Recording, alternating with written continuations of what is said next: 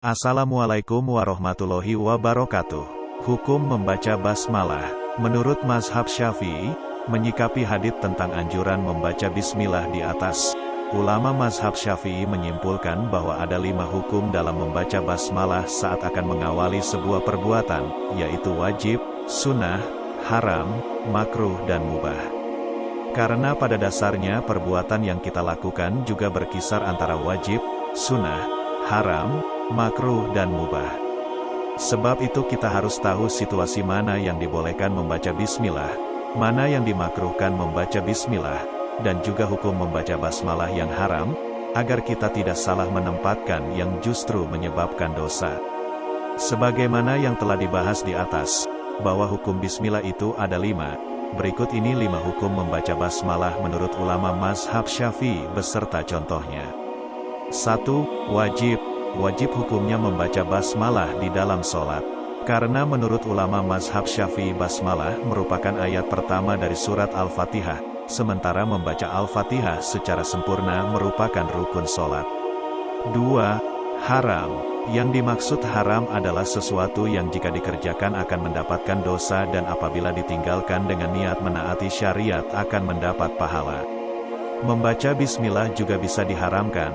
Artinya jika Anda membaca bismillah pada saat itu, maka Anda bukannya mendapat pahala, justru akan mendapatkan dosa. Dalam memahami hal ini, bukan berarti kalimat basmalah yang haram. Namun karena penempatan bacaannya yang salah sehingga dihukumi haram.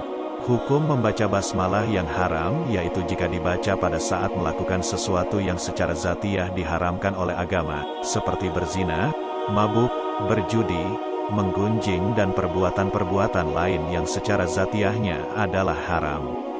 Karena bismillah adalah kalimat yang mulia yang terdapat beberapa asmaul husna di dalamnya, tidak sepantasnya dibaca saat melakukan perbuatan hina.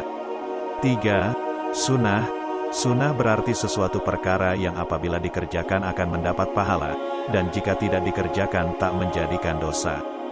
Begitu pula dengan basmalah, hukumnya ada juga yang sunnah. Sunnah dalam masalah ini ada 2 macam, sunnah ain, yaitu yang dianjurkan untuk tiap-tiap individu seperti contoh membaca basmalah saat akan menyembelih kurban, makan, wudhu atau mandi wajib. Hukum membaca basmalah saat mandi wajib dan juga wudhu adalah sunnah jika memang tidak dilakukan dalam kamar mandi atau tempat-tempat yang umumnya dipersiapkan untuk najis seperti kencing dan buang air besar. Ada juga sunnah kifayah yaitu yang dianjurkan untuk kelompok, seperti contoh membaca bismillah ketika makan bersama-sama. Pada prinsipnya, membaca basmalah disunahkan jika hendak mengerjakan pekerjaan yang dianggap baik menurut agama, seperti berwudu, menulis kitab, dan perbuatan lainnya. 4. Makruh. Makruh berarti sesuatu yang apabila ditinggalkan akan mendapat pahala, dan jika dikerjakan tidak menanggung dosa, yaitu kebalikan sunnah. Hukum membaca basmalah juga bisa dikatakan makruh jika dibaca pada saat melakukan sesuatu yang dimakruhkan, seperti contoh saat seorang suami melihat kemaluan istrinya, saat berada di tempat yang dipersiapkan untuk najis dan kotor seperti dalam kamar mandi maka membaca bismillah pada saat itu hukumnya adalah makruh.